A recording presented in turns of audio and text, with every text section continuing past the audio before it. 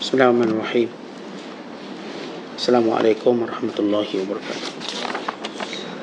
Alhamdulillahilladzi hadana lihaza wa ma kunna linahtadiya laula an hadana Allah. Asyhadu an la ilaha illallah wahdahu la syarika lah. Asyhadu anna Muhammadan abduhu wa rasuluh. Allahumma salli wa sallim wa barik ala sayyidina Muhammad wa ala alihi wa sahbihi ajma'in wa ba'du.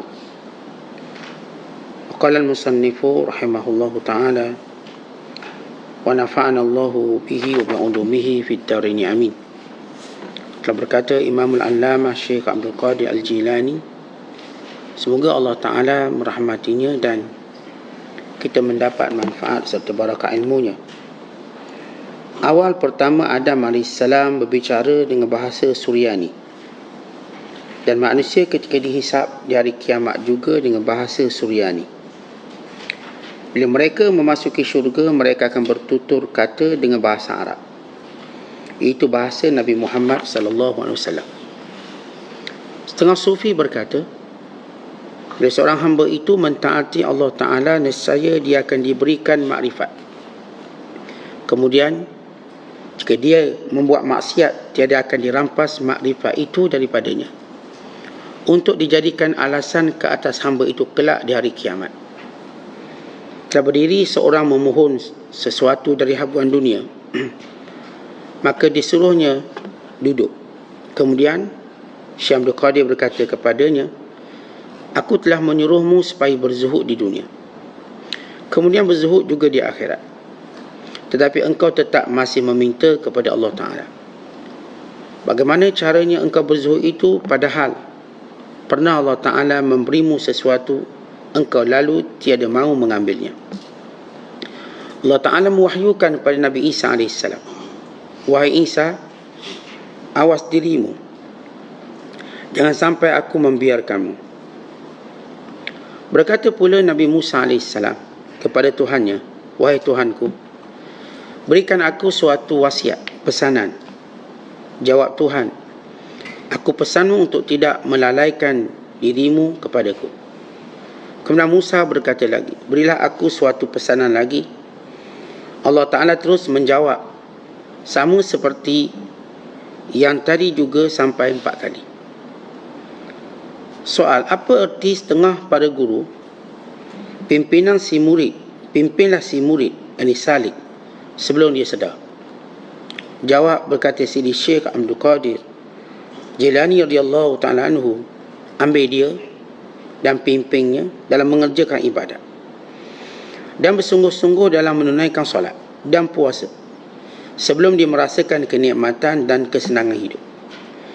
Jika dia sudah tahu semua itu, agak susahlah hendak dipimpin menurut jalan yang engkau mahukan. Kami mengikut cara ini dan meninggal kamu dengan caramu. Semua orang sibuk dengan caranya. Ada yang menjadi hamba pangkatnya dan wang ringgitnya. Ada yang menjadi hamba sultan dan penguasanya. Ada hamba dunia. Ada hamba hawa nafsunya. Ada hamba pakaiannya. Semua mereka sibuk dengan telagah masing-masing. Ada yang dengan puasanya. Ada yang dengan solatnya. Ada dengan berdirinya dan ada dengan periwayatannya. Dan yang ini pula dengan takutnya kepada api neraka, dan yang ini dengan cintanya kepada syurga. Ada orang yang semua hatinya kerana Allah, dengan Allah.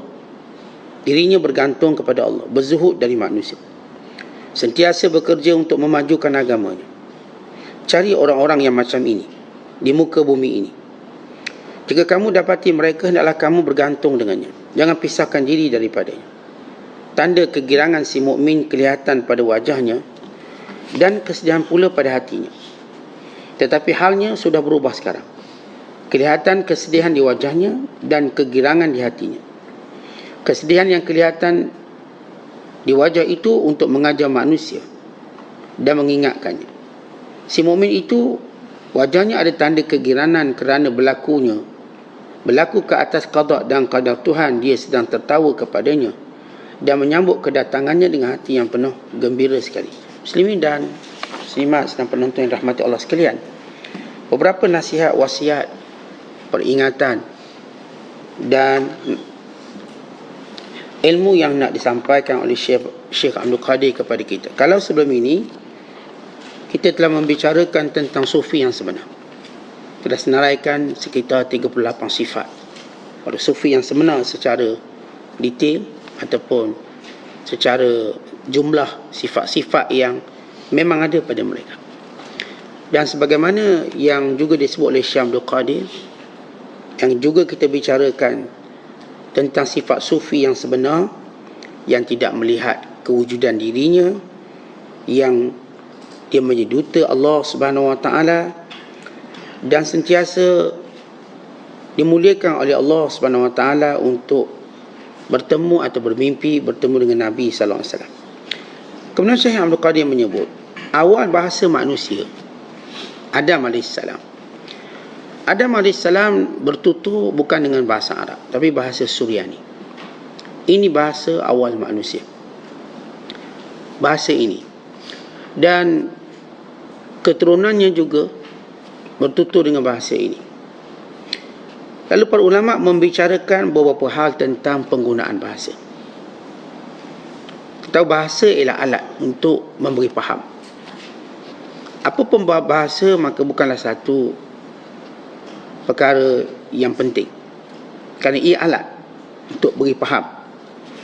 Memang orang yang berbahasa Jepun, bahasa Cina, bahasa India, Melayu, bahasa orang asli, tujuannya memberi faham. Dan bahasa juga alat untuk mendapatkan ilmu, berhubungan sama manusia. Tetapi dalam banyak bahasa, ada satu bahasa yang disebut bahasa mukjizat, yakni bahasa Arab.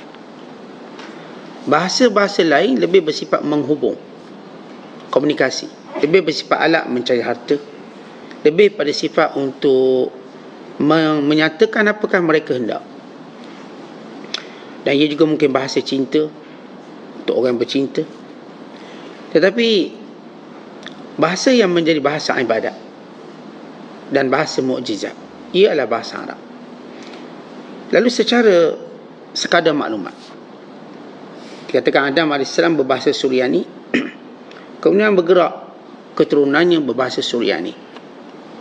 Persoalan yang dibincangkan oleh ulama, nanti dalam kubur bahasa apa yang ditanya oleh malaikat?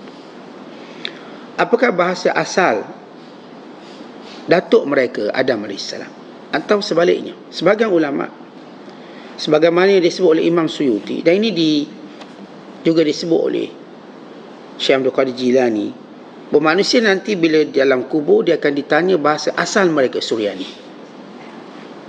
Dan demikian juga pada hari kebangkitan, waktu dibangkitkan bahasa Suryani. Namun bila mana mereka masuk syurga, maka mereka akan berbahasa dengan bahasa Arab. Dan bahasa Arab ialah bahasa syurga. Untuk menunjukkan kemuliaan bahasa ini ditutup oleh semua manusia, yang khas untuk ahli syurga. Ini pendapat sebahagian ulama, yang kita nampak Syekh Abdul Qadir cenderung kepada pendapat ini. Dan pendapat kedua menyatakan manusia bila mana berada di alam barzakh dan bila mana dibangkitkan, dibicarakan, mereka bertutur bahasa Arab. Semuanya bahasa Arab. Dan Allah Ta'ala berkuasa memahamkan mereka, mengilhamkan mereka bahasa ini. Bagaimana kita tahu manusia, bila mula lahir bahasa mereka semua sama. Bahasa bayi, menangis dengan ekspresi muka. Tak ada pun bayi ni lahir tu berbahasa dengan bahasa ayah dia atau mak dia, melainkan dia adalah bahasa international, bahasa seluruh manusia, bahasa baby, bahasa bayi.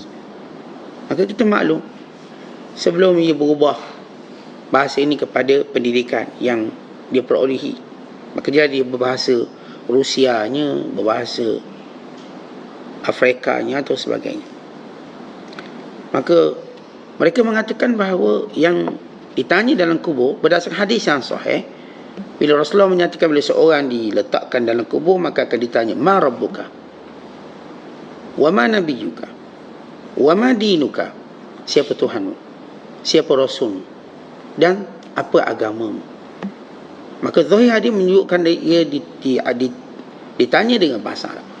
Pendapat ketiga mengatakan bahawa Ya, mereka sepakat bahawa dalam syurga berbahasa Arab. Itu kesepakatan, tidak ada khilaf ulama. Tapi kita dalam proses ini sebelum masuk syurga. Setengah mereka mengatakan bahawa setiap orang ditanya dalam kubur mengikut bahasa dia. Kalau orang Melayu, bahasa Melayu lah. Cina, bahasa Cina. India, India. Dan demikian juga waktu mereka dihisap dengan bahasanya. Ya, kerana Allah yang menciptakan bahasa. Bila disebut dalam hadis, setiap orang akan berdiri di hadapan Allah min duni turjuman, tanpa ada penterjemah. Bila tanpa ada penterjemah, bermaksud dia bercakap bahasa dia. Kita kan kalau pergi mahkamah, seorang tidak boleh disabitkan kesalahan kalau dia bukanlah daripada, contoh kalau orang tu orang Cina, dia masuk ke mahkamah, walaupun dia fasih bahasa Melayu, maka masih boleh diagui, melainkan bila dia ada penterjemah ni. Maka dia melalui penterjemah mengaku tidak bersalah, kerana dia bahas bangsa lain. Kalau Mak Saleh didakwa di mahkamah Malaysia, dia tak boleh dibicarakan tanpa dia mengetahui bahasa, maka dia wajib dihadirkan penterjemah. Penterjemah ni akan menjadi wakilnya untuk kata boleh, dia bersalah atau tidak, dia mengaku atau tidak. Itu menunjukkan asas keadilan. Maka Rasulullah SAW menyebut akhirat kelak, semua orang akan dihisap tanpa ada penterjemah.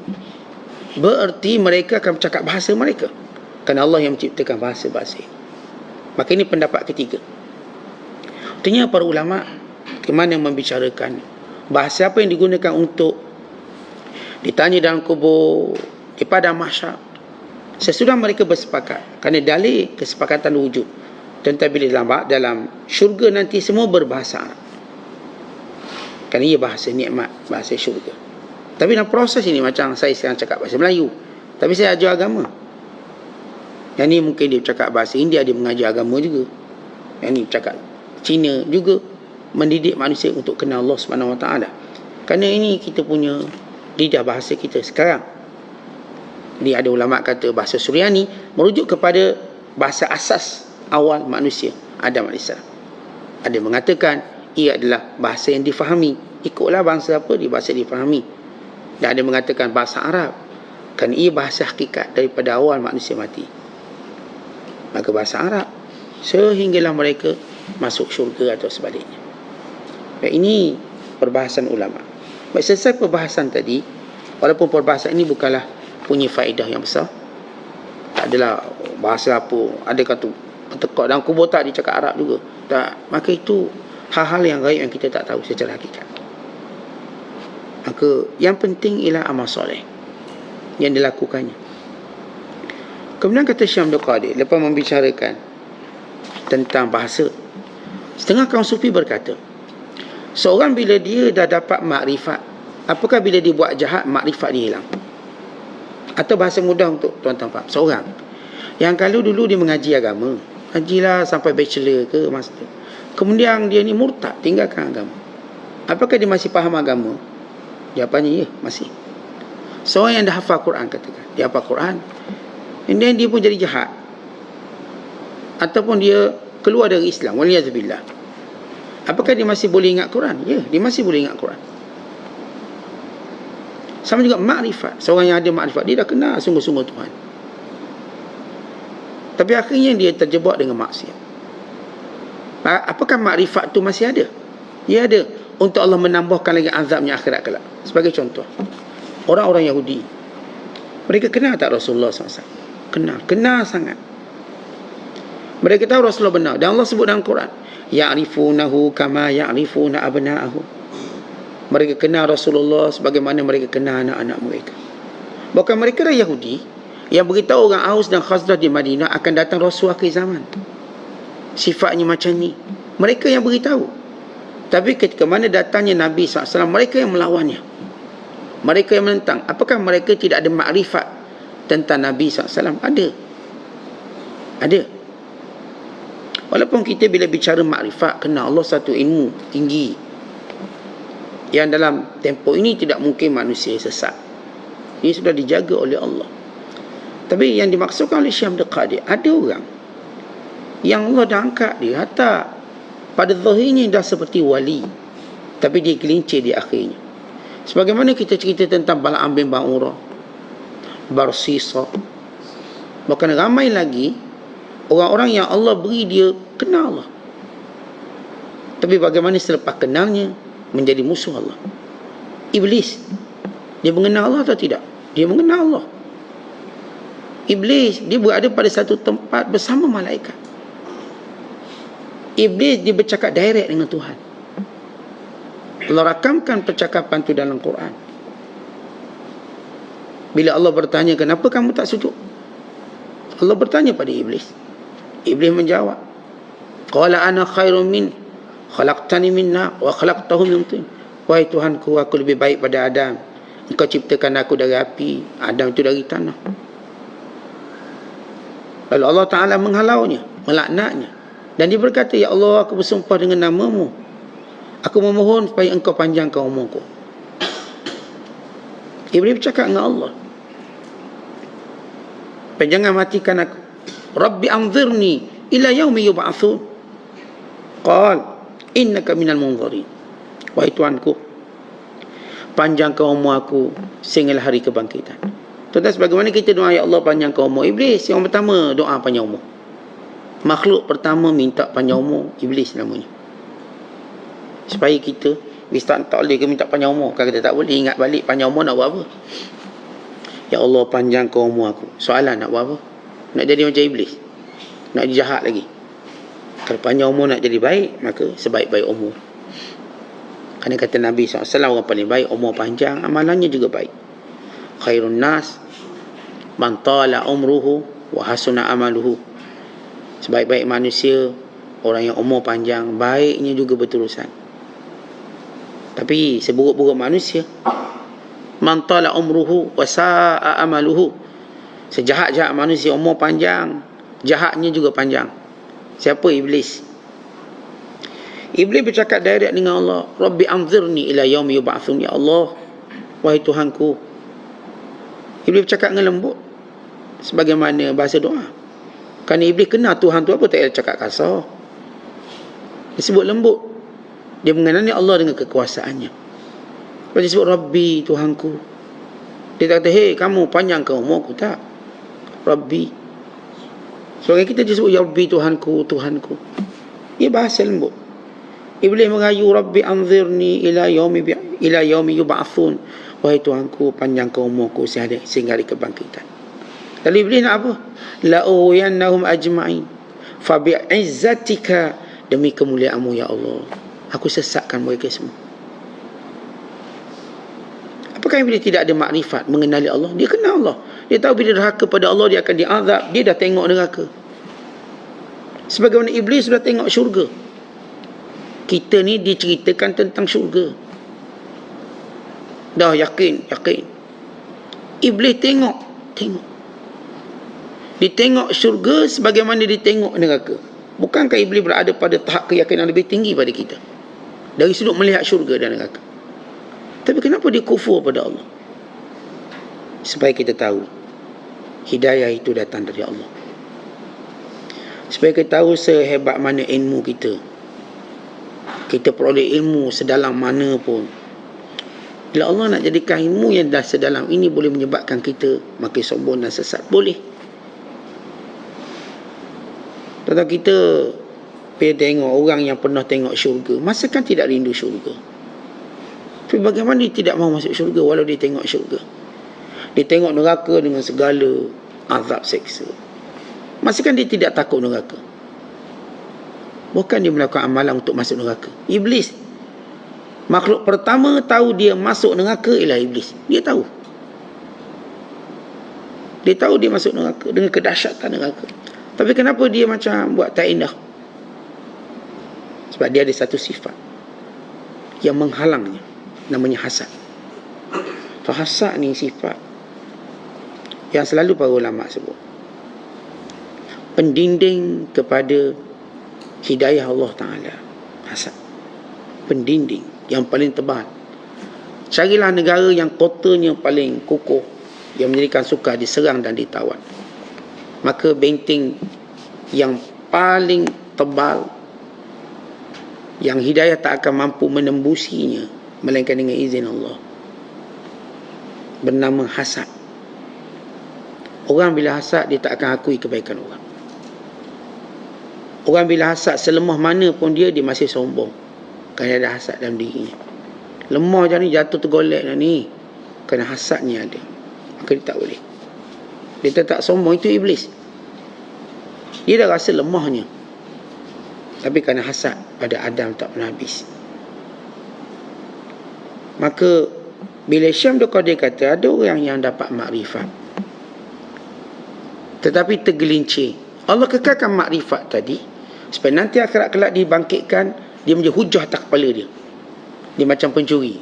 Kalau pencuri, dicuri satu barang, lalu kita tangkap. Bila kita tangkap apa, kita buat barang yang dicuri itu kita ambil sekali, beri letak kat tangan dia. Membawa barang mencuri ni. So, untuk apa? Untuk dia dituduh dengan lebih jelas. Kalau kita tengok dia ni pencuri, mana barang curi? Barang curi dah tak ada, tapi dia mencuri. Dengan orang yang mencuri, kita letak kat tangan dia barang dicuri. Letak bawa ni, pegang bawa. Masuk mahkamah. Biar dia terhina dengan apa yang dicurinya. Berbanding orang yang mencuri, dia bawa mahkamah dengan keadaan tangannya kosong, tak ada apa-apa bukti. Maka boleh saja dikata dia dituduh. Tapi ni barang yang dicuri tu kita letak sekali kat tangan dia. Ambil sekali. Dia kalau jenis kena tangkap khalwat sebagai contoh, tangkap khalwat. Tangkap ikat dua-dua sekali bawa eret. Jadi dia nampak memang dibuktikan terus. Itulah gambaran orang ada makrifat, kemudian dia tergelincir sesat, Allah bangkitkan dia. Sebagaimana saya katakan kisah iblis. Iblis ada makrifatnya. Demikian kisah Bal'am. Ini Qarun kenal Nabi Musa. Bahkan dia menghafal Taurat. Ketika mana orang lain tak mampu hafal Taurat, dia hafal Taurat. Bahkan dikatakan di zaman Nabi Allah Musa, cuma beberapa orang yang hafal Taurat. Antaranya ialah Qarun, antaranya ialah Bal'am bin Ba'urah. Bal'am juga anak murid Nabi Musa, tapi dia mengkhianati Nabi Musa. Bahkan waktu Raja Kanaan meminta Bal'am berdoa supaya Nabi Musa tidak berjaya masuk Baitul Maqdis, kerana Raja ni tahu Nabi Musa sedang mengumpulkan tentera Bani Israel untuk masuk Baitul Maqdis sesudah keluar daripada Mesir. Maka Raja Kanaan menyuruh, dia tahu ini Nabi agak suka nak lawan, maka dia cari orang yang sepertinya. Bal'am orang baik, orang agama. Ni bila orang kafir dijadikan orang agama sebagai tunggangannya, maka dia satu musibah besar. Dia buat agenda kafir dia, tapi digunakan orang yang ada agama untuk ditunggangnya. Maka supaya tak nampak pemusuhannya pada Islam. Benar. Ni orang kata, dia ni orang kafir guna orang Islam, jadikan untuk lawan Islam. Maka Kanaan ni guna Bal'am. Bal'am ni orang ni, doa ni mustajab. Dia soleh, doa mustajab. Dia doa dapat. Dia di antara yang menghafal Taurat, kitab Nabi Musa AS. Yang ingat, antara yang menghafalnya. Maka apa jadi? Bila Musa nak masuk Baitul Maqdis, maka Bal'am diminta berdoa supaya Allah halang dia masuk. Juga menggunakan Allah doa. Bal'am kata tak boleh, dia Nabi. Doa tu takkan kena pada dia, sebab dia Nabi. Tetapi bila ada orang, dia nak doakan pada orang soleh, dia tak jadi. Kita kalau nak doa, kenakan orang. Sebab dia zolim, saya nak doa. Kena siapa dia? Sebab doa kita, dia akan berlawan dalam proses naik ke langit. Kalau seorang berdoa dan ni juga berdoa, maka dia akan lawan. Dia panggil yakhtalijan. Siapa yang kuat, dia akan tundukkan. Doa siapa yang lebih kuat. Maka si Bal'am tahu bahawa Musa ini Nabi, tak mungkin dapat. Doanya tak mungkin diangkat, kerana doa Nabi Musa lebih tinggi daripada dia. Lebih tinggi. Dia tak nak. Lalu Raja Kanaan rasuah bini dia. Maka isteri desak. Isteri ni pendesak yang kuat. Bila desak suami, jangan kata orang biasa. Ulama kena desak merebah bini. Ni ulama besar ni. Bini desak rebah. Bukan kata kita. Adam AS didesak oleh isterinya. Juga Adam terpedaya. Kerana fitnah perempuan ni kuat, melainkan orang yang Allah Ta'ala rahmati. Kata Nabi SAW, ma taraktu fitnatan adarra 'ala rijali minan nisa. Aku tak pernah tinggalkan satu fitnah yang paling memberi mudarat kepada lelaki selain perempuan. Mudaratnya besar. Ya, kalau isteri ni si solihah, maka dia dah dapat kekayaan sebenar dunia ni. Orang lelaki kalau dapat isteri solihah, dia dapat kekayaan sebenar. Dia dapat kelihatan sebenar. Sebagaimana disebut dalam hadis Nabi SAW, ad-dunya mata' wa khairu mata'iha al-mar'atu solihah. Dunia ini ialah keseronokan. Yang paling seronok kali kat dunia ialah isteri solihah. Seronok. Kalau dapat isteri solihah, lebih baik daripada dapat banglo. Kalau dapat isteri solihah, lebih baik daripada mana-mana kenderaan yang paling berprestis di dunia. Tapi kalau kita naik, kita dengan isteri solihah kita naik kancing, seronok. Walaupun lagi KL 4 hari pun sampai. Isteri solihah. Tapi kalau kita naik kereta paling mewah sekali, misalnya naik urus, sebelah kita isteri tak solihah, tak terurus kita, walaupun sejam sampai, ya Allah, rasa nak bunuh diri dalam kereta tu. Dia dapat isteri tak baik, perjalanan tu rasa panjang walau sejam pergi KL. Contohlah, nak beritahu nilai isteri solihah. Isteri solihah walau tidur kandang kuda rasa macam istana. Isteri solihah tidur kat kandang kuda. Tapi kalau isteri tak solihah walau tidur dalam istana, macam tidur dalam neraka. Mencici dia malam dah habis-habis. Maksud perumpamaan. Dalam isteri kita semua solihah. Kita bercerita tentang Bal'am ini, akhirnya dia, isteri cakap macam tu, dia ikut. Bila dia nak doa, dia tak bagi orang ikut. Dia naik kaldai, dia berdoa, cari satu tempat, dia doa. Aneh, setiap kali doa lidahnya seperti tidak boleh menyebut nama itu, Nabi Musa. Maka lidah itu kembali pada dirinya. Dia doa kepada Musa, tapi dia terkena doa itu pada dirinya, tersebut dirinya. Demikian diulang beberapa kali. Dan dia tahu dia tak boleh doa. Doa pun tak boleh yang kata nak mustajab. Akhir dia balik. Dia peraja, dia kata tak boleh. Tapi aku tahu satu cara untuk mengalahkan Musa. Bagaimana? Letakkan tentera di hadapan kamu ni perempuan-perempuan yang cantik, untuk menggoda. Dan Musa bila disiapkan kelompok untuk tenteranya masuk Baitul Maqdis, dia dah ingatkan hati-hati. Salah seorang daripada pembantu Nabi Musa, yang bila mana nak masuk ke Baitul Maqdis, lalu tentera Kanaan letak wanita-wanita yang lawa, menggoda. Akhir salah seorangnya terjebak dengan godaan. Maka Musa menegurnya. Dia memarahi Musa kerana perempuan. Lalu dia berzina dengannya, dan punca kekalahannya, dia berzina. Kerana Bal'am ni tahu satu rahsia kekalahan ialah perempuan. Tetapi itu yang dibuat oleh Israel, negara haram Yahudi, waktu mereka menang dalam perang 6 hari menentang Mesir atau sekutu Arab semuanya. Dipanggil Sita Ayyam. Perang 6 hari tahun 67. Macam mana? Dia rekrut perempuan-perempuan cantik untuk tidur dengan jenderal-jenderal perang. Lalu mengambil segala rahsia perang, mengetahui mana kapal terbang letak, mana tank letak, mana semua. Jenderal-jenderal terlibat dengan meniduri perempuan-perempuan cantik yang merupakan ejen Mossad. Dia dapat maklumat. Bayangkan mereka berkumpul negara Saudi, Lebanon, Mesir, Syria, Jordan, kumpul untuk lawan Israel. Satu kecil.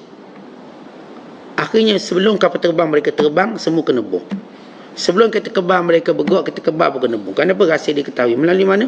Wanita-wanita yang lawa ini yang meniduri jenderal-jenderal. Ini cerita perempuan. Suatu anak perempuan kita didik dia untuk jadi solihah, maka kita mendapat pahala jariah yang besar. Dengan didik dia untuk jadi perempuan yang tidak baik, sehingga dia merosakkan agama suami dia. Agama suaminya rosak kerana dia. Jadi Bal'am ini ahli makrifah atau tidak? Ya, makrifah. Dia wali waktu itu. Tapi Allah tarik kewalian. Dia mati. Dia mati dalam ketika dia nak menentang Nabi Musa. Allah matikan dia. Walau dia orang ahli makrifah. Intinya disebut oleh Syekh Abdul Qadir, setengah hamba yang taat Allah yang memang diberi makrifat, kemudian dia buat maksiat, Allah kekalkan benda itu menjadi hujah di akhirat kelak. Sebab itu disebut dalam hadis, tiba-tiba seorang lelaki ususnya terkeluar, lalu dia mengelilinginya sebagaimana kaldan mengelilingi kita katakan kincai, keliling supaya berpusing. Lalu kata ahli neraka, bukankah kamu yang menyuruh perkara baik, mencegah kemungkaran? Kamu dulu yang ceramah kami. Lalu kata lelaki ini, ya benar, aku yang suruh kamu buat baik tapi aku tak buat. Aku yang larang kamu buat jahat tapi aku buat. Orang alim yang pertama masuk neraka. Dia alim, tapi apa yang dicerita ke orang, dia tak buat pun. Apa yang dilarang, dia sendiri tak terlarang. Supaya kita tahu, ada waktu dan kadang-kadang memang seorang itu ada tahu hukum haram, tapi dia tetap berani buat. Yang buat benda haram ini ada dua jenis manusia. Yang pertama memang tak tahu itu haram, maka dia buat. Yang kedua yang tahu haram tapi dia tetap buat. Dia tetap buat. Yang ni hujahnya besar. Hujah tak tahu lebih ringan daripada hujah tahu. Kita nak marah anak kita, anak kita panggil, dia tak datang.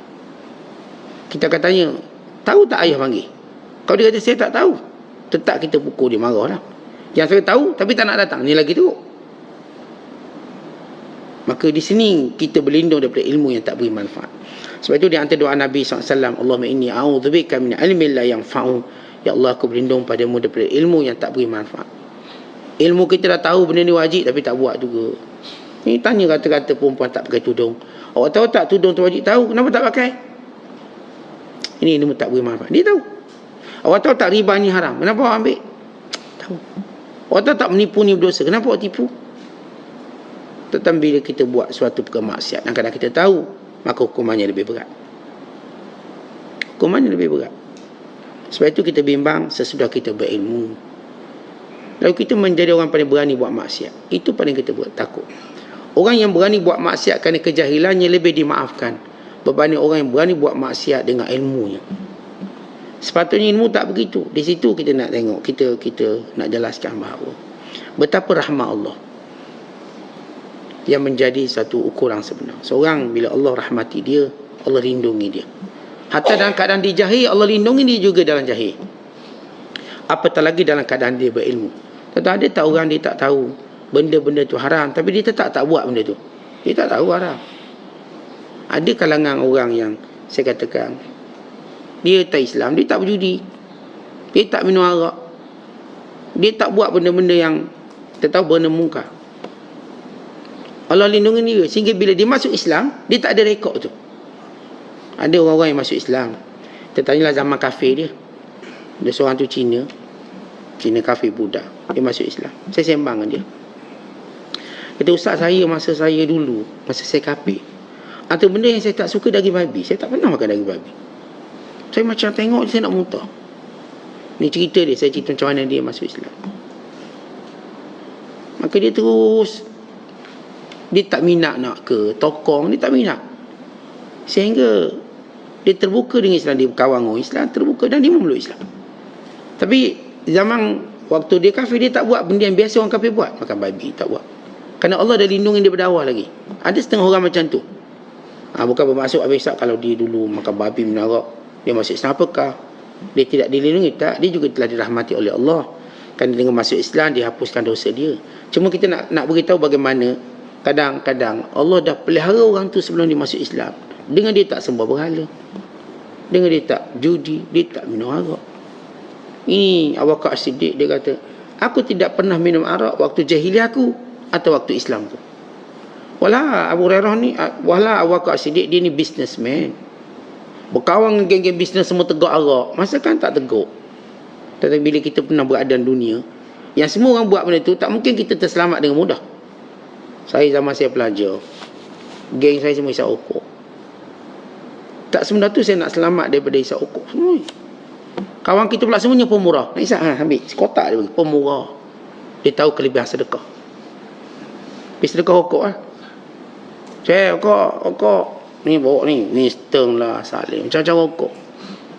Bawa. Pergi mandi pantai, rokok. Pergi ni rokok. Rokok. Geng-geng kita semua perokok tegak. Kita kawan dengan dia semua, agak sukar untuk kita lepas diri kita daripada tak merokok. Bukan semudah tu lah. Sebab kawan nak cuba sebatang. Ini pun bukan kita beli, free. Kita pun nak suruh lah, kawan kita dah sedekah, nak suruh dapat pahala kot. Terimalah sedekah kawan ni, ikhlas. Kawan bagi saya ikhlas ni ambil. Tak cukup bagi lagi. Gambaran kehidupan macam tu. Tapi bila Allah pelihara kita, Allah jaga, kita tak isap rokok. Walaupun semua isap rokok. Walaupun adik-beradik kita pun isap rokok juga. Allah lindungi kita, kita tak isap. Tak. Sebahagian mereka dijaga begitu. Walaupun dalam pengaruh tegar itu. Kata dulu, cerita rokok. Ya ustaz-ustaz, lepas kuliah isap rokok juga ustaz-ustaz. Zaman tu, masih lagi berpegang hukum makruh. Makruh, saya ingat yang pertama beri fatwa rokok haram isap dalam masjid, dalam surau, ialah almarhum Ishaq Bahru, Mufti Selangor. Dia yang pertama yang keluarkan fatwa tu, berdalilkan kepada siapa yang makan bawang putih, makan benda berbau, dilarang masuk ke masjid. Maka datang pekeliling, atas pekeliling di surau saya waktu saya kecil tu pun masih daripada Mufti Selangor, Datuk Ishaq Bahru, almarhum. Itu orang lain tak, masa tu ramai lagi ustaz mutawih isap rokok belambak. Masa tu dia bukan satu benda yang belum jelas haramnya, makruh. Lama masuk era 90-an, maka kedengaran fatwa pengharaman rokok lebih kuat. Tapi sebagian masih kata tak, saya tetap pegang makruh. Sebab dia pegang fatwa lama. Sebab dia sezaman dengan ulama lama, maka dia takkan mati melainkan sampailah dia berpegang fatwa yang lama. Dia pegang. Kita taklah keras sangat. Maksudnya kalau kita bila isap rokok kita nak tampar dia, tak ada lah. Kita cuma beritahu mudarat. Kalau setengah mereka tak, saya ni ustaz gini payah sikit, tak apalah, tapi kita slow. Cuma saya nak beritahu kesan pengaruh, agak sukar. Tapi bila Allah nak pelihara seseorang, Allah nak pelihara, maka walau dia duduk dalam kelompok orang minum arak, dia tak minum arak. Macam mana kisah Abu Bakar Siddiq. Walau duduk kelompok main perempuan, ni semua main perempuan, tapi dia tak main perempuan. Abu Bakar Siddiq dia tak pernah main perempuan, dia tak pernah berzina. Walau waktu tu zina biasa lah, sama jahiliah. Duit banyak, perempuan pun boleh beli macam beli barang. Perempuan lebih murah pada unta, lebih murah daripada mana-mana barang lain. Beli satu percuma tiga masa tu perempuan. Dia niagakan. Tapi Abu Bakar terpelihara. Dia tetap berkahwin, dia tidak berzina. Jangan cerita Nabi-Nabi alaihissalatu wassalam, mereka lebih terpelihara. Tapi ada kalangan orang yang Allah nak pilih, yang dekat dengan Nabi SAW. Sebelum itu lagi mereka tak pernah. Walaupun ketika saya katakan wanita boleh dijual beli, bukan wanita bila dijual lebih murah daripada arak di sini. Arak lebih mahal waktu jahiliah, dan hari ini berulang. Hari ini perempuan dijual murahan, menjadi pelacur, menjadi RO. Murah daripada segala-galanya, murah. Walaupun nilai perempuan lebih tinggi pada segala-galanya. Demikian bila orang tak ikut agama, maka perempuan menjadi barang murahan, didagangkan. Iklan skrin tunjuk perempuan, iklan apa pun perempuan diperdagangkan. Maka perempuan tak boleh biarkan maruahnya dimainkan. Lepas tu Islam jaga. Dengan menutup aurat, maka nilai perempuan itu mahal. Bukankah sesuatu yang bernilai itu ditutup? Kita beli kereta mahal-mahal, kita tutup, tak nak kena embung lah apa. Kena pula parking luar. Kena ni mahal, nanti cat tu mati. Kita tutup. Kita paling kurang pun tutup dengan garaj. Dia jangan kena panas. Ini kan perlu wanita kita. Lebih bernilai daripada apa yang kita ada. Maka kita tutup aurat dia. Menyuruh dia tutup aurat. Dia dinilai, setiap inci kulitnya ada nilai. Sebab itu ditutup. Hanya muka dan tapak tangan. Yang lain punya nilai yang hanya boleh dilihat oleh orang-orang yang sayang padanya. Ayahnya, adik-beradik yang sayang padanya, dan suaminya. Lelaki lain tak layak tengok. Dia benda bernilai. Tentang benda bernilai tak semua orang kita akan bagi tengok. Maka ini asas dalam agama. Maka Allah Ta'ala pelihara. Baik, selesai tentang perbahasan makrifat, tentang setelah konstruksi ada orang yang Allah dah beri ilmu tapi masih berani buat maksiat. Maka ini, kerana itu kita mohon rahmat Allah. Baik, dengan rahmat Allah, Allah pelihara kita. Kerana bukan kerana kita punya ilmu tinggi kita terbebas daripada maksiat, tidak. Mungkin kecenderungan itu masih wujud. Doa pada Allah supaya kita tetap dipelihara oleh Allah dan apa juga keadaan. Kemudian Syam Al-Qadi tengah dia ceramah tu, ada seorang bangun. Dia bangun untuk Syekh tolong doakan saya projek jalan, dan dia minta abuan dunia. Syekh kata duduk. Aku ajar kamu zuhud dengan dunia, kemudian zuhud akhirat, sehingga kamu dah dekat dengan Allah. Waktu tu kalau Allah bagi pun kamu tak ambil.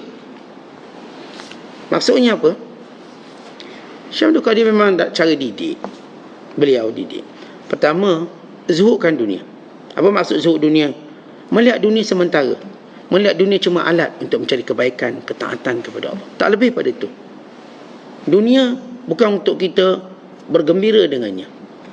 Tapi dunia untuk kita gunakan untuk kita melakukan ibadat, mendekatkan diri pada Allah. Dunia dia cuma berada di tangan kita, bukan di hati kita. Dunia dihimpunkan untuk mencari akhirat, bukan dihimpun untuk ditinggalkan. Itu zuhud fasa pertama. Kemudian zuhudkan akhirat. Maksud zuhud akhirat, ya aku cerita tentang akhirat kelak, ada syurga sekian-sekian. Tapi yang lebih tinggi pada itu kamu lihat ialah melihat Allah itu. Memandang wajah Allah itu yang lebih besar. Maka supaya kamu zuhudkan akhirat. Jangan memburu syurganya, tapi memburu pertemuan dengan Tuhannya. Jangan memburu kenikmatan syurganya, tapi kenikmatan melihat Allah. Saat dalam syurga ada bidadari lawa cantik. Kalau perempuan Allah saat dalam syurga semuanya emas. Kita hari nak beli pun menabung 24 tahun baru dapat beli emas. Ni dalam syurga semua emas, pintunya emas, lantainya emas semua. Tapi kalau atas dunia ni juling mata kita tengok ni. Maka perempuan menikmati semua benda dalam syurga. Dia setiap orang dia ada benda yang dinikmati. Sebab tu kita kata perempuan dia tak ada bidadara. Laki ada bidadari. Kenapa? Setiap orang diberi ganjaran mengikut keseronokan dia. Orang lelaki seronok dia apa? Perempuan. Dia sebut je tambah lagi seorang bini, senyum lah dia, senyum. Padahal tadi tidur tu, boleh bangun senyum. Kenapa? Itu kecenderungan dia. Wanita pula, tengah ngantuk, penat, pening kepala, ajak beli emas. Baik, beli emas lah. Okey boleh? Tadi pening. Oh dah baik lah. Dia kecenderungan di situ. Itu kalau bagi duit dia, suruh beli emas, hilang penat dia. Ni dia round semua dekat 20 km, relax. Sebab apa? Fokus emas ni, emas. Kecenderungan dia. Setiap orang dia ada benda yang diminat secara fitrah dia. Perempuan fitrahnya dia suka benda cantik-cantik. Memang fitrah dia. Itu nak keluar rumah payah. Sebab apa? Nak pilih tudung mana? Tengok tudung mana nak pilih. Laki tak, tarik je. 7 buah seminggu tu pakai. Dia ada kat sangkuk tu, dia tarik je. Dia pun tak sedar seminggu ke setahun mana tahu. Perempuan dia alert. Ni pakai ni dah pakai, ni dah pakai. Ni kalau pakai sama dengan makcik duduk kat dinding. Kamu tak boleh ni. Ni kalau pakai sama, tak boleh. Itu dia temenung untuk istikharah dulu. Barulah pilih. Suami dah habis nasi lemak, makan nasi lemak dah dah habis makan nasi lemak, dia tarik. Tak keluar lagi bini dia. Kecenderungan bini berhias. Dia berhias. Itu kecenderungan dia. Maka lelaki kena raikan kecenderungan dia. Orang lelaki dia ada kecenderungan dia. Masing-masing punya kecenderungan. Maka dalam syurga itu kecenderungan. Maka Syekh Abdul Qadir nak angkat nilai kecenderungan yang lebih hebat. Itu melihat Allah. Kerana Allah jauh lebih indah daripada benda bidadari dan syurganya. Kerana melihat Allah menggelapkan segala nikmat syurga yang lain. Sebab itu orang yang boleh, dia kenal Allah, dia nak tengok Allah. Melihat Allah. Ada seorang dia tanya, kamu tak nak lihat bidadari? Tak nak. Aku nanti kalau mati, aku tak nak bidadari, aku nak lihat Allah. Lalu kata orang alim ini, kamu tahu atau tidak? Wajah bidadari itu, wajah isteri dan syurga itu daripada nur Tuhan. Maksudnya limpahan nur Allah padanya. Dengan sebab itu, kalau begitu aku nak tengok. Maksudnya begini tuan-tuan. Kita kalau hidup taat pada Allah, Allah jadikan wajahnya ada nur. Bila sebut nur ketuhanan ni, maksudnya ialah Allah tunjukkan dia tanda-tanda hamba Allah. Tanda-tanda hamba Allah. Wajahnya nampak lain. Sebab dia padanya ada nur Allah, cahaya Allah. Jadi maksudnya cahaya Allah, ketaatannya kepada Allah. Ini bidadari ada nur Allah. Ia hamba yang taat pada Allah.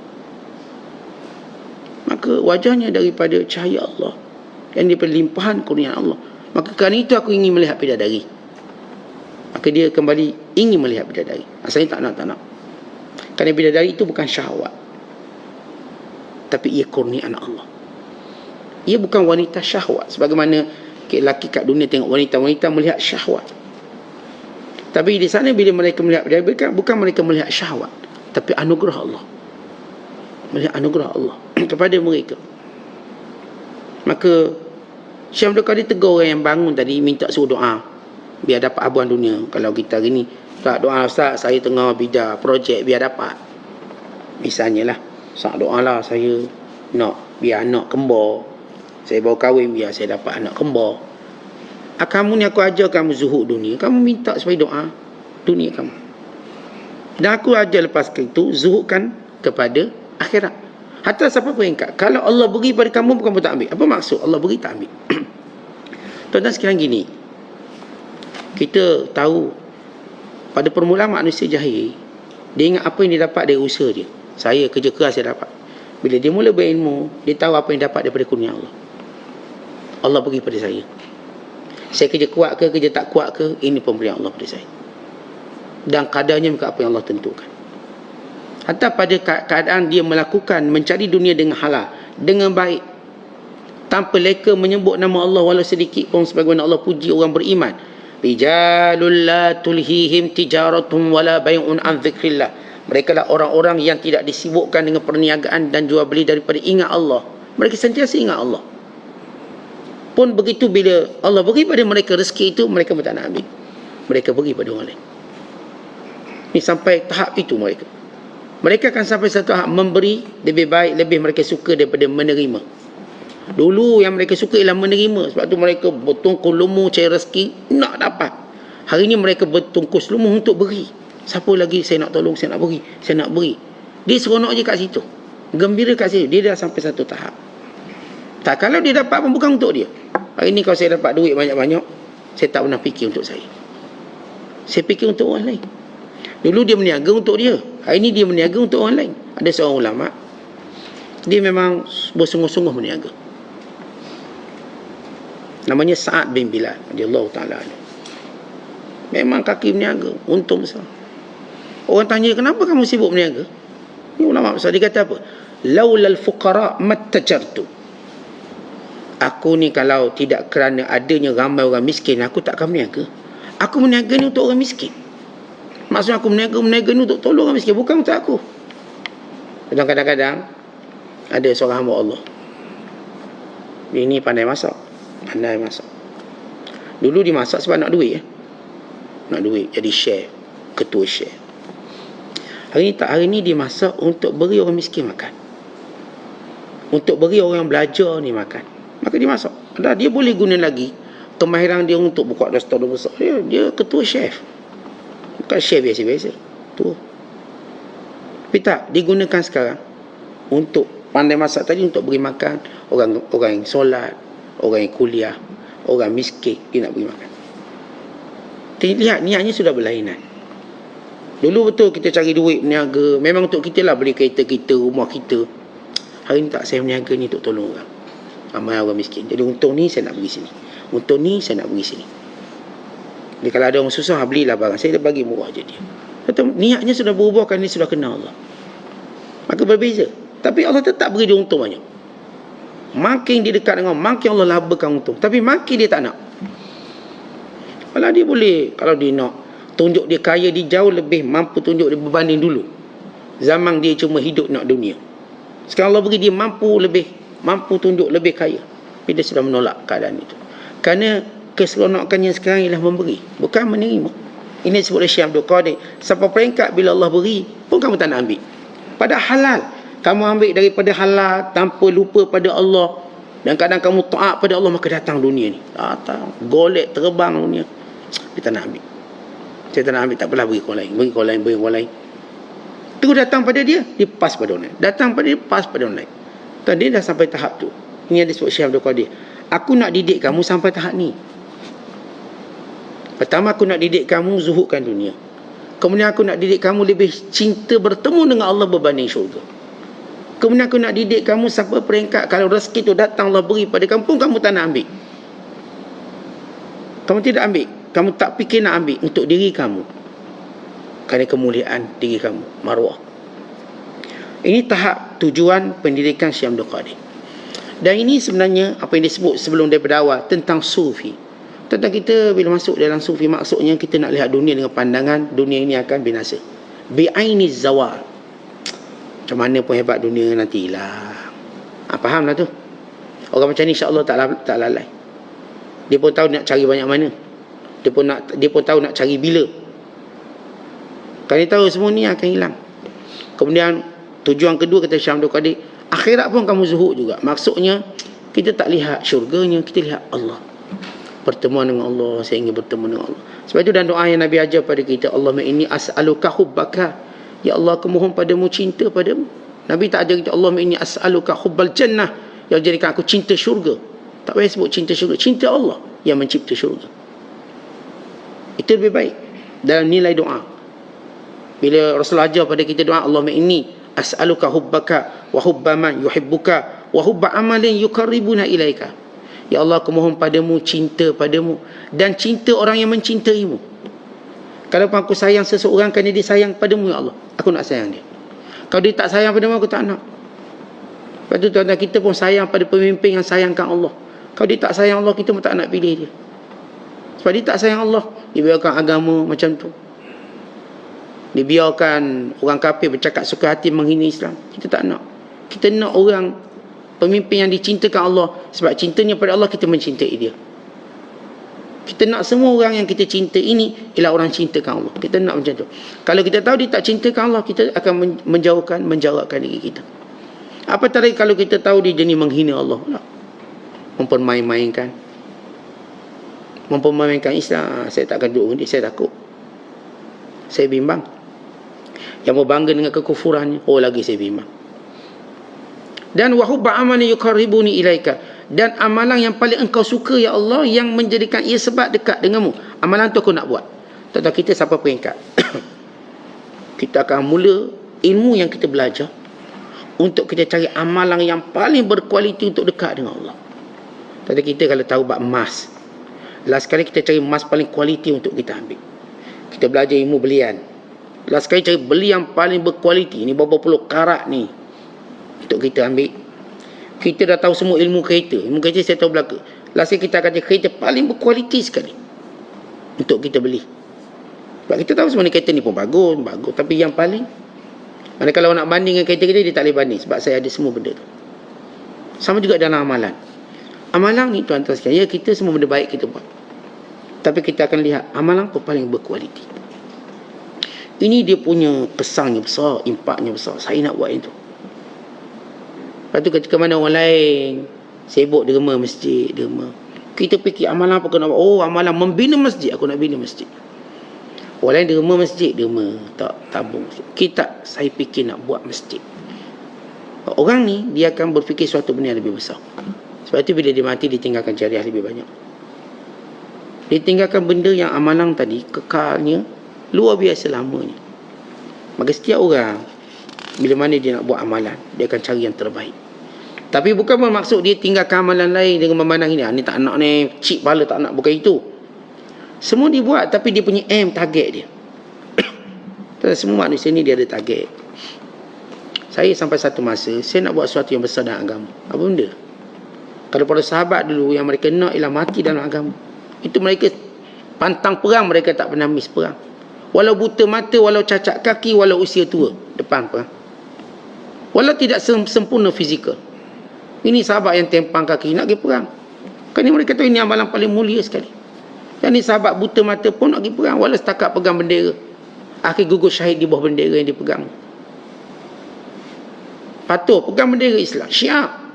Dia mati pegang bendera. Ini Abdullah ibn Maktum. Buta orangnya, mati memegang bendera. Ni sahabat yang sakit, dah sakit tua uzur, Abu Ayyub Al-Ansari pergi juga perang. Walau diusung kat dengan stretchernya, dengan pengusung, akhirnya mati, tak pegang dah mati. Abu Ayyub Al-Ansari, kerana mereka orang-orang yang mencari amalan terbaik dalam hidup. Orang tanya Abu Ayyub, kenapa nak pergi perang dah tua, umur 70-an ni? Umur 70 main cucu je. Umur 70 ni tentang duk umur rehat, sambil makan makanan kegemaran, tengok rancangan hiburan yang paling suka. Tapi tidak Abu Ayyub Al-Ansari, kerana aku dengar Rasulullah SAW bersabda bahawa sebaik-baik tentera yang membuka kota Konstantinopel. Aku nak dapat doa Rasulullah. Ini Ummu Haram radhiyallahu ta'ala anha. Dia berdoa minta Rasulullah doa supaya dia menjadi tentera laut. Ummu Haram ialah wanita pertama menjadi tentera laut dalam Islam. Ummu Haram radhiyallahu ta'ala anha, dia adik-beradik pada Ummu Sulaim. Ummu Sulaim ni ibu pada Anas bin Malik. Ummu Haram kata, ya Rasulullah, doakan aku menjadi salah seorang daripada mereka. Di kalangan umat Rasulullah yang menjadi raja di laut, kemuliaannya menjaga dan menyebarkan Islam. Satu hari Rasulullah tidur, dan bila Rasulullah bangun, Nabi tersenyum. Tidur Nabi senyum. Sahabat tanya, kenapa senyum ya Rasulullah? Aku melihat umatku memakai mahkota dengan berlayar di tengah lautan. Maksudnya signal umatku menguasai laut. Muharram teruja kan ini benda yang Rasulullah suka. Sahabat suka buat benda yang Nabi suka. Kan Nabi takkan suka melainkan apa yang Allah suka. Maka kata Ummu Haram Allah Ta'ala anha, ya Rasulullah, doakan aku sebahagiannya.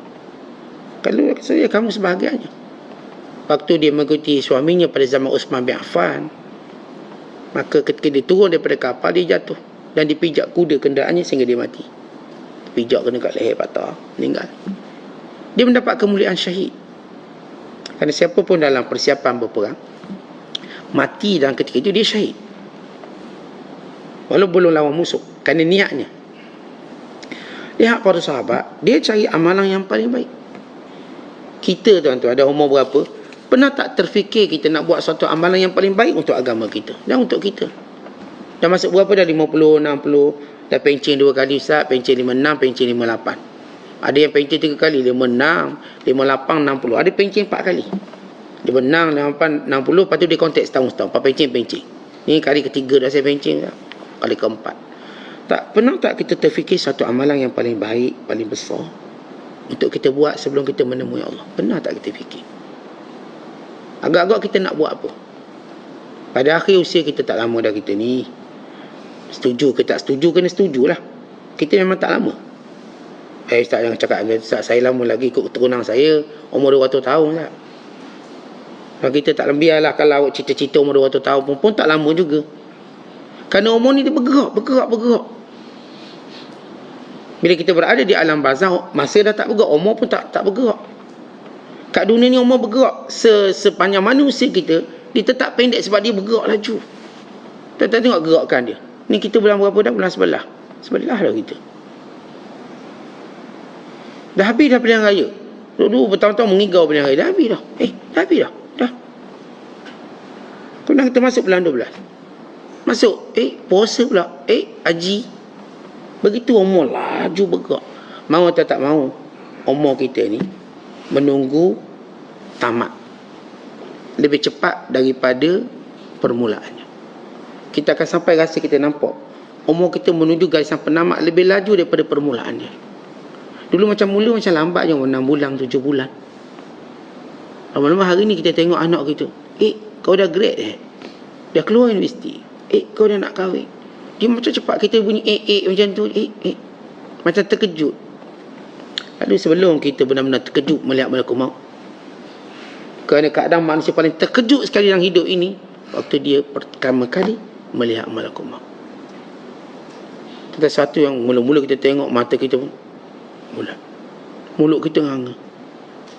Kerana ni kali pertama kita tengok. Kali pertama, suatu benda yang tak boleh kita nak cerita. Melihat malakul maut, suatu makhluk yang bukan berada di alam ini, bukan macam kita. Dia hamba Allah paling taat, yang telah mencabut nyawa jutaan manusia. Bayangkan haibah dia. Kalau kita jumpa orang yang dia dah tumbuk 30-40 orang, kita pun dah gerung. Dia ni 30 orang dia pernah tumbuk, kita pun orang dia. Dia akak penumbuk bagi kita pula kan. Jangan silap cakap. Ini kan yang telah mencabut nyawa jutaan manusia. Siapa? Malakul maut. Dia dah cabut nyawa semua. Bukan dia juga pencabut nyawa malaikat. Dia malaikat, dia juga cabut nyawa malaikat. Bagaimana haibah dia tu, Allah saja yang tahu. Haibah dia, dia mencabut nyawa semua manusia. Dia akan datang jumpa kita ni. saya akan jumpa dia. Dia akan jumpa saya. Jadi sebelum kita terkejut besar macam tu, buatlah satu benda yang menjadi benteng pada kita. Semua orang kena fikir sekarang, saya nak buat apa ni, Sat? Duit pencen adalah ratus ribu, saya ni ada ke tanah. Buat sesuatu untuk agamamu. Buat sesuatu untuk amalanmu. Tanyalah orang, Ustaz, dengan keadaan saya sekarang, apakah amalan paling besar yang saya boleh buat untuk agama saya, untuk pahala saya, untuk kebaikan saya, keluarga saya? Apa amalan paling besar saya perlu buat? Kalau kita tak fikir benda tu, rugilah. Tinggal dunia dengan keadaan tak buat suatu benda yang paling besar kita fikirkan. Satu benda yang merugikan kita. Sebab peluang tu ada. Jadi setiap orang berfikir apa yang dia nak buat untuk agamanya, menandakan cintanya pada Allah Subhanahu Wa Taala. Maka orang macam ni, tuan-tuan sekalian, maka dia akan dapat kemuliaan. Dia akan mendapat keberuntungan yang dia tak akan menyesal. Maka fikirkan bagaimana menjadi hamba Allah yang sebenar. Wallahu a'lam. Assalamualaikum.